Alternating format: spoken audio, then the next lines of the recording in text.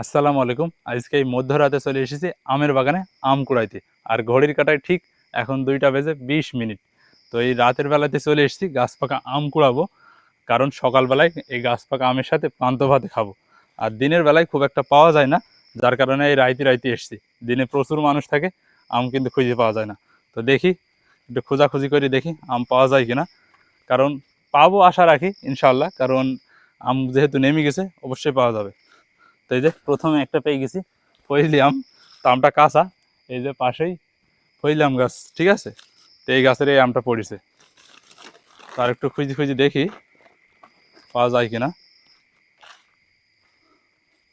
তো এই যে একটা হিমসাগর আম, একদম গাছ পাকা দেখা যাচ্ছে, একদম পরিপূর্ণ পেয়ে গেছে। খুঁজলি যে হারে মনে হয় শুরুতেই পেলাম, আশা করি আরও পাবো। এই ব্যাগটা পরিপূর্ণ লোডে হয়ে যেতে পারে।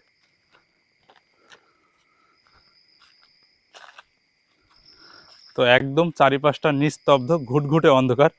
আর একদম নিস্তব্ধ না, গাছের আম পড়ার শব্দ আর সেই সাথে ঝিঝি পোকার ডাক। এই শব্দটা কিন্তু গ্রাম অঞ্চলের বাগানে সবসময় পাওয়া যায়, আর আমের সময় তো একটু বেশি পাওয়া যায়। তো কথা কইতে কইতে আরও একটা পেয়ে গেছি গাছ পাকা আম। খুঁজতে থাকি, বাগানটাও কিন্তু বেশ অনেক বড়। খুঁজলি আশা করা যায় এই ব্যাগ পরিপূর্ণ হয়েই যাবে, শুরুতে যেভাবে পাচ্ছি। তো এই যে একটা পালাম, তো এটা ভালো না, এটা ফেলে দেবো, এটা পাখিতে খেয়ে নিয়েছে। আর এক সাইড একটু পচা।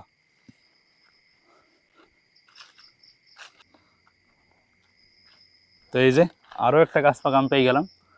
এই যে দেখছেন, এরকম একদম পরিপূর্ণ পাকা, একদম ফ্রেশ টাটকা।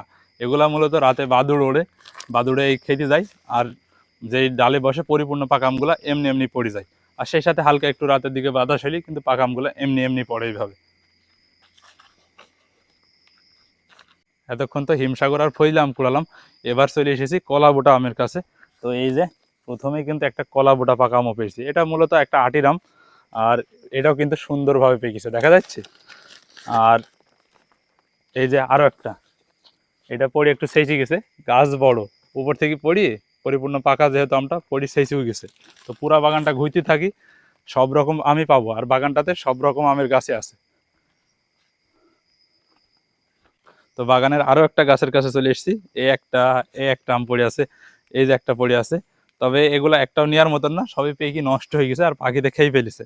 তো এগুলো একটাও নেওয়া যাবে না, পুরা বাগানটা ঘুরি আর দেখতে থাকি। এই ব্যাগ মনে হয় আজ পরিপূর্ণ করবই। তো এই যে চলে এসেছি আরও একটা আম গাছের নিচে। আর এটা হচ্ছে আটির একটা আমের জাত। আর এটাকে আমাদের গ্রামের মানুষ কিন্তু জোয়ান আম বলে।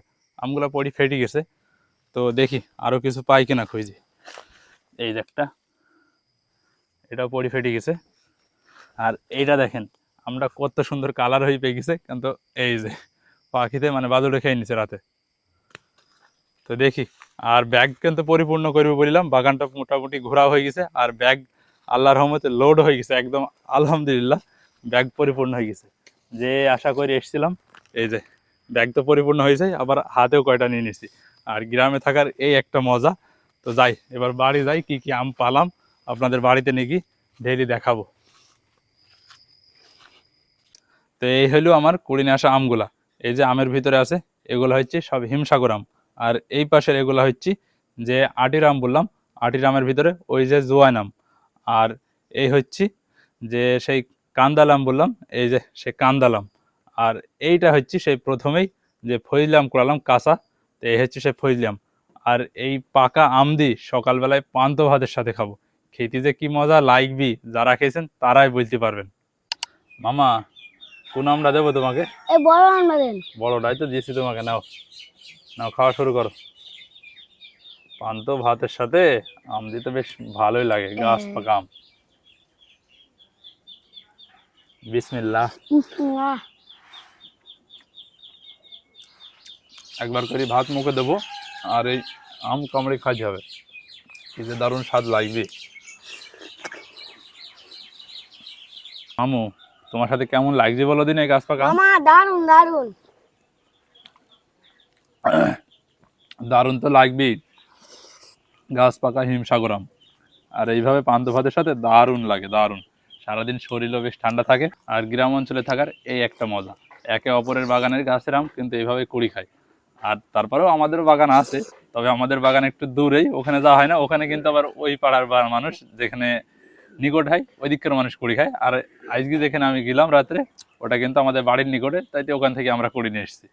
তো এইভাবে গাছ পাকা আম কুড়ি খাওয়ার যে একটা মজা, এটা শুধু যাদের শৈশব বা যাদের এখনো যারা গ্রামে আছেন তারাই কিন্তু বুঝবেন, বাকি যারা শহরে আছে তারা কিন্তু বুঝবে না।